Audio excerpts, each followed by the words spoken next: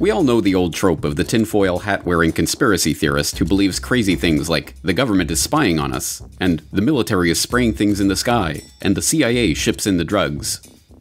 Except, those things aren't so crazy after all.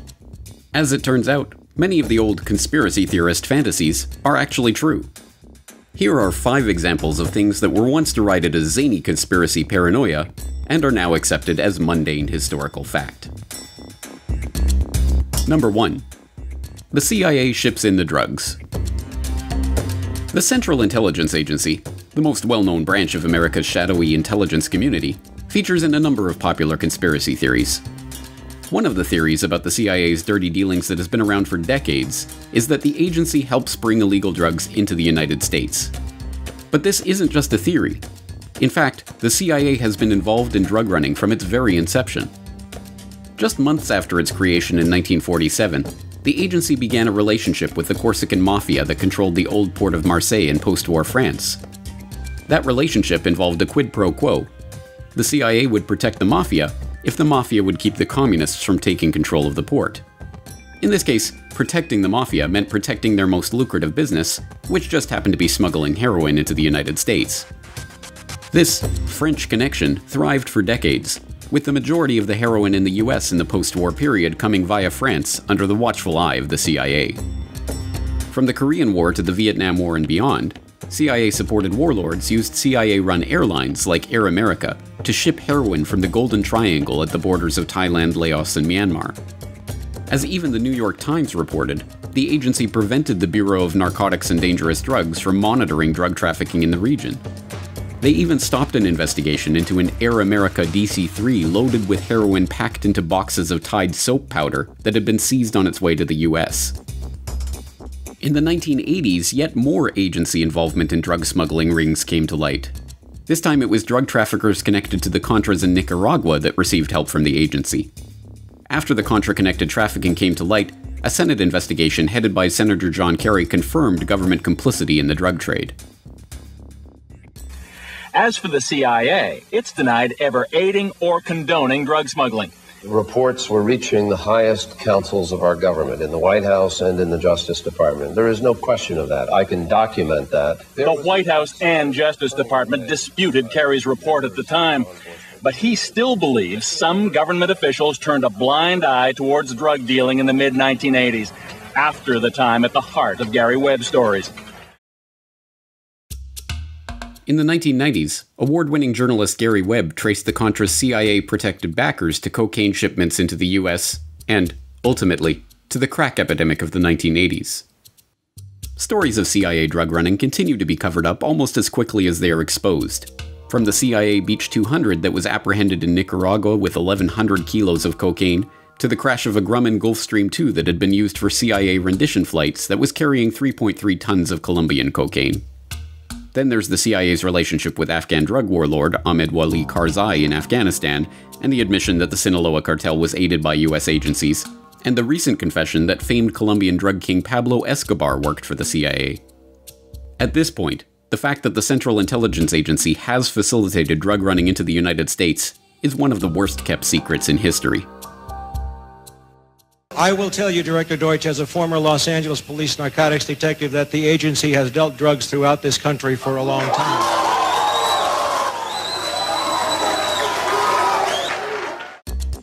Number 2.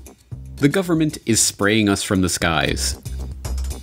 It is incumbent on everyone who wishes to remain in the respectable, polite circles of society that they deride all chemtrail theorists as kooky fringe-nut wingbats, or whatever the ad hominem du jour is. I mean, who could actually believe that the government would ever coordinate a program to spray toxic chemicals on unwitting citizens? Except, of course, for the pesky little fact that the US government has done precisely that. Repeatedly, in fact. Like in the San Francisco Bay Area in 1950. The US Navy conducted an experiment they codenamed Operation Sea Spray, in which they secretly sprayed the population with Serratia marcescens, a rod-shaped gram-negative bacteria that just happens to be a human pathogen. And what did the Navy hope to accomplish with this experiment?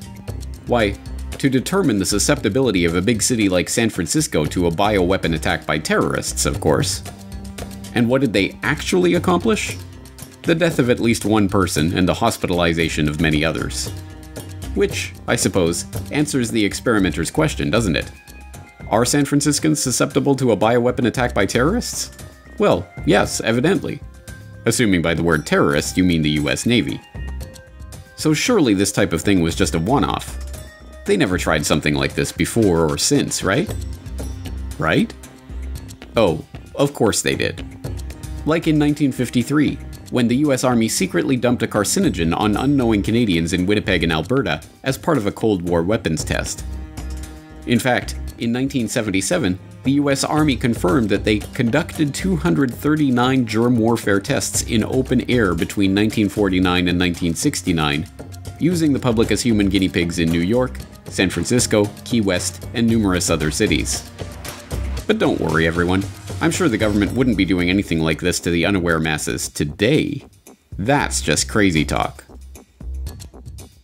KSLA News 12 discovered chemtrails are even mentioned by name in the initial draft of House Bill 2977 back in 2001 under the Space Preservation Act. But the military denies any such program exists. Jeff Farrell, KSLA News 12 reporting. And, you know, it turns out until 9 years ago, the government had the right under U.S. law to conduct secret testing on the American public under specific conditions. Only a public outcry repealed part of that law, with some exceptions. Number 3. Governments stage terror attacks. Over the last decade, internet conspiracy analysts have brought the term false flag to the public consciousness. In naval warfare, a false flag refers to an attack where a vessel flies a flag other than their true battle flag before engaging their enemy. It is a trick, designed to deceive the enemy about the true nature and origin of an attack, and it has been used over and over by government after government for hundreds of years in order to motivate their people for war. In the 1780s, Swedish King Gustav III, looking to start a war with Russia in order to shore up his own domestic political power, dressed some of his own troops in Russian military uniforms and ordered them to attack a Swedish outpost on the Russian border. The ruse worked, and the Swedes, outraged at this supposedly Russian attack, gave the king the authority to launch a defensive war. In 1931, the Japanese were looking for a pretext to invade Manchuria. On September 18th of that year, a lieutenant in the Imperial Japanese Army detonated a small amount of TNT along a Japanese-owned railway in the Manchurian city of Mukden. The act was blamed on Chinese dissidents and used to justify the occupation of Manchuria just 6 months later. When the deception was later exposed, Japan was diplomatically shunned and forced to withdraw from the League of Nations. In 1954, the Israelis hired a number of Egyptian Jews to plant bombs in American and British cinemas, libraries, and other civilian targets to be blamed on the Muslim Brotherhood or other malcontents.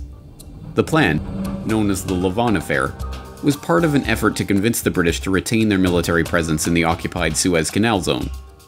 Several bombings took place, but the British were ultimately forced out after Nasser nationalized the canal in 1956.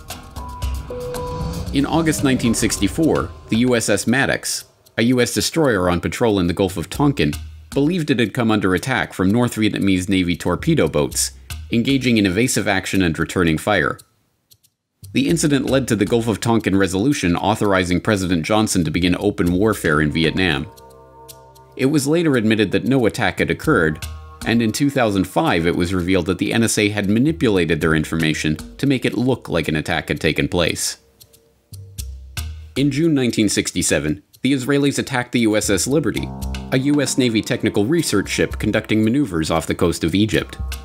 The ship was strafed relentlessly for hours in an attempt to blame the attack on Egypt and draw the Americans into the Six-Day War, but amazingly the crew managed to keep the ship afloat.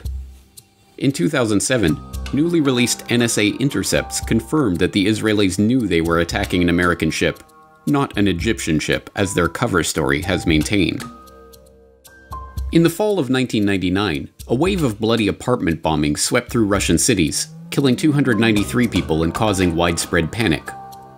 Although blamed on Chechen terrorists, later that month FSB agents were caught planting the exact same type of bombs as in the other blasts. The government claimed that the FSB bomb was part of a security exercise, but the terror hysteria of the apartment bombings were used to justify Russian aggression in Chechnya and win public approval for a full-scale war. Russian troops entered Chechnya the next month. In 2001, attacks in New York and Washington were blamed on Al-Qaeda as a pretext for invading Afghanistan. In the months leading up to the event, American negotiators had warned Afghanistan's Taliban that they were interested in securing right-of-way for proposed pipeline projects, and the US would achieve this with either a carpet of gold or a carpet of bombs. The Bush administration's first major national security directive, NSPD-9, a full-scale battle plan for the invasion of Afghanistan, including command and control, air and ground forces, and logistics, was drafted and sitting on the president's desk to be signed off on September 4th, 2001, 7 days before the 9/11 attacks. The invasion proceeded as planned in October. Naturally, mainstream commentators have to pretend that false flags and staged terror incidents are ludicrous flights of fancy that have no historical precedent.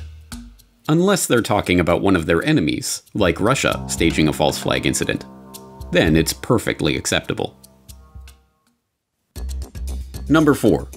The CIA ran mind control experiments on unwitting Americans. Ever hear the theory that the government abducted people against their will and experimented on them to study mind control techniques and mind-altering chemicals? Well, it isn't a theory, it's a documented fact.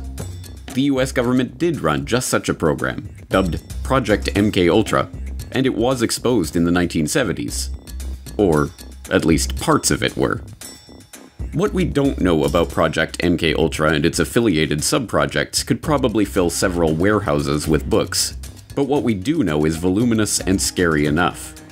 The formerly top-secret program was as horrific as any dystopian fantasy ever devised, and is now openly acknowledged and documented. Even the Wikipedia article on the subject admits that the project was completely illegal, employed unwitting test subjects, and attempted to manipulate people's mental states and alter brain functions through the surreptitious administration of drugs, especially LSD and other chemicals, hypnosis, sensory deprivation, isolation, verbal and sexual abuse, and other forms of torture. Some aspects of the MKUltra nightmare are relatively well known by now. One series of experiments, presided over by Sidney Gottlieb, involved administering LSD to unwitting Americans, including mental patients, prisoners, drug addicts, and prostitutes. This included Operation Midnight Climax, in which unsuspecting men were drugged and lured to CIA safe houses by prostitutes on the CIA payroll. Their sexual activity was monitored behind one-way mirrors and used to study the effect of sexual blackmail and the use of mind-altering substances in field operations. Another experiment, dubbed MKUltra Subproject 68, was overseen by the esteemed psychiatrist Dr. Ewan Cameron. This subproject involved Dr. Cameron using LSD, paralytic drugs, electroshock therapy, and drug-induced comas to attempt to wipe patients' memories and reprogram their psyche. When brought to light, the program was identified as an attempt to refine methods of medical torture for the purpose of extracting information from unwilling sources, and condemned. Lawsuits regarding the blatantly illegal experimentation conducted by Cameron continue to this day. Yet despite CIA assurances that the program was scrapped in 1973, would the CIA ever lie to us? Documentary evidence continues to emerge that the program was far more extensive and horrific than the public was ever told. But simply pointing to the documented horrors that took place during the officially acknowledged period of the officially acknowledged program's officially acknowledged existence is enough to make even the most stubborn conspiracy deniers squirm in their seats. MKUltra would mostly be remembered for its drug experiments. I'm going to give you this cup that contains lysergic acid 100 microgram. Will you drink it? That's acid.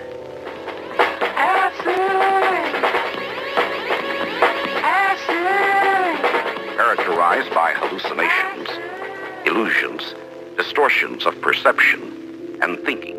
John Gittinger, recently retired chief psychologist for the CIA. We could disable a whole city by putting a very small amount in a water supply.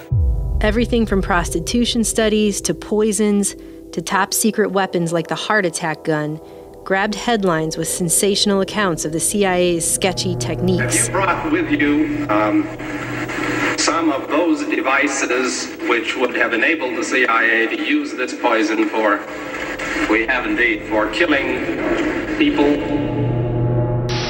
Good evening. The White House disclosed today that the CIA's drug testing program on unsuspecting Americans had been more extensive than the agency had admitted. CIA secretly funneled money through scores of research foundations, colleges, hospitals, and clinics, including a $375,000 grant through the Geschicter Research Fund here in Washington. The complex and compartmentalized management of such a large project, through front groups and with the participation of countless agencies and institutions to carry out secret research, should be a testament to just how sophisticated and shadowy government science had become. There are names of doctors, there are names of officials, there are names of former and present CIA officials who were involved, names of hospitals, and depending on how you treat it, it could be sensational. Number 5. I don't like them putting chemicals in the water that turn the friggin' frogs female? You've probably seen the memes about it. It's one of the best known and most parodied conspiracy memes of recent years, constantly held up as an example of how utterly deranged and off-base online conspiracy theorists are. That turn the friggin' frogs gay! Do you understand that? Turn the friggin' frogs gay! Do you understand that? After all, everyone knows that chemicals in the water aren't turning the frogs gay. They're turning them female. Reports began to emerge on this phenomenon a decade ago, like this one from Live Science. Pesticide turns male frogs into females, which points out that scientific research is demonstrating that a commonly used pesticide known as atrazine can turn male frogs into females that are successfully able to reproduce. Atrazine, it turns out, is a weed killer used primarily on corn crops and can cause sexual abnormalities in frogs, such as hermaphroditism, having both male and female sex organs. The study from 2010 further discovered that atrazine's effects are long-lasting and can influence reproduction in amphibians. The results suggest that atrazine could have potentially harmful effects on populations of amphibians, animals that are already experiencing a global decline. And despite the steady flow of funny memes this observation has generated, this is no laughing matter. As study author Tyrone B. Hayes of the University of California, Berkeley explains, the study suggests that atrazine, which is banned in Europe, could have potentially harmful effects on populations of amphibians, animals that are already experiencing a global decline. Though there's no mention of the frog's sexual preferences, pesticides are admittedly bending the genders of amphibians. And to top it all off, since atrazine interferes with the production of the sex hormone estrogen present in people and frogs, the findings could have implications for humans as well. But it isn't just atrazine. Over the last century, mass manufacturing of plastics and other products have meant that our environment is now awash in chemicals called endocrine disruptors, which, a growing body of research suggests, interferes with sperm production and may impair human fertilization. These chemicals may be one of the reasons that sperm counts are undergoing a dramatic drop in developed countries and other issues with men's health, including testicular cancer, undescended testes, and low sperm count. That's actually a pretty big deal. But I guess if you want to make trendy hipsters laugh, just tell them these completely admitted scientific facts about the pesticide that are wreaking untold havoc on our environment, and then do your best impression of a loudmouth Texan ranting about gay frogs. You'll have your friends in stitches. Just don't say it's a theory. In conclusion, in truth, there are many more examples of conspiracy theories that turned out to be true. From the US government knowingly injecting poor black sharecroppers with syphilis, to the CIA heart attack gun, to the anonymous letter that the FBI wrote to Martin Luther King urging him to kill himself. So, what other not-so-theoretical conspiracy theories do you know of? Let us know in the comments below. There has never been a conspiracy in this country.